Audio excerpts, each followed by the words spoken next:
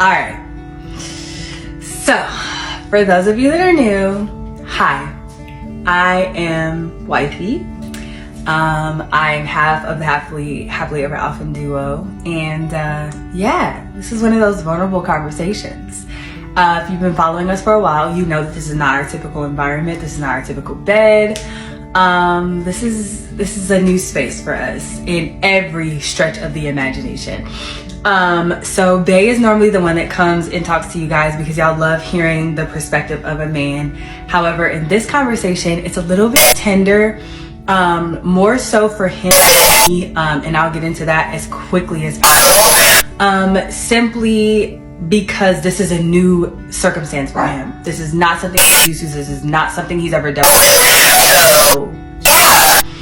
So I posted a video with that, just articulated what we've been going through. So, in a nutshell, life us in a very, very serious way. And a lot of people commented, message us, gifts. We've gotten donations. We've gotten a lot. And y'all always great with supporting us and showing us love. But in this season, it hit a little bit different. So the last video that was posted was our transition from being uprooted from our apartment, aka evicted, to now being nomads. And we chose to take the approach of uprooting and nomad life because when you come out and say, I've been evicted, it does one of several things. It either paints you as a victim and relinquishes you as, the responsible party that needed to be paying your rent, but you weren't for whatever reason. People either paint you as, oh my God, this happened to them, it's unfortunate, they're victims, or they paint the picture that, well, as the Marshall painted us, well, y'all knew that y'all were in default of your rent since April, so why are you pretending that you're oblivious to it? People are like, well, you were aware, it was just a matter of time. And then you have people that and some people categorize you as being poor, as being broke, as being irresponsible, as being people who were just delusional.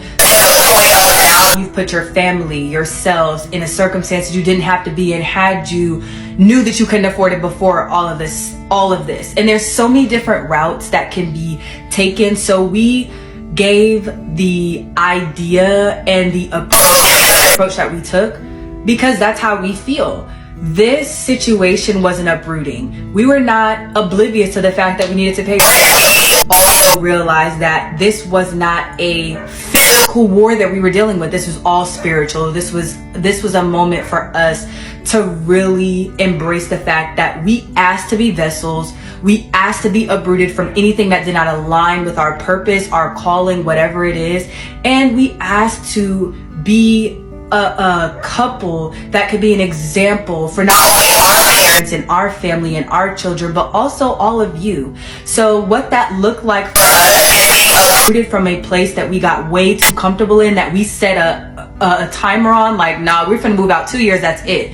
And we were going on year 3 and still getting more and more comfortable, still not taking our assignment seriously. So much so that we had to go through a public uprooting. We're not ashamed of it. We're not embarrassed. We're not hiding the truth. We're not trying to sugarcoat it. We were evicted, period, point blank. There's no other way to slice it.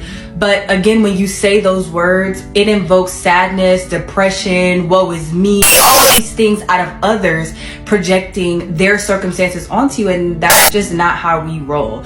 Our family, our kids included, we are very positive people, and it was a lot. It wasn't an easy road that we had to take, but I will say that all of these things had to happen the way that they happened in order for us to be able to stand before you when all of this makes sense to y'all.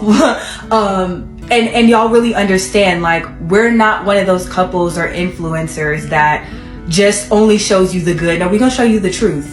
It's not the ugly, it's the truth. We never signed up for this to be the couple that only shows y'all when things are good, because in marriage, things get challenging. Things get sticky, things get ugly, things get trying. You gotta strip, you gotta shed.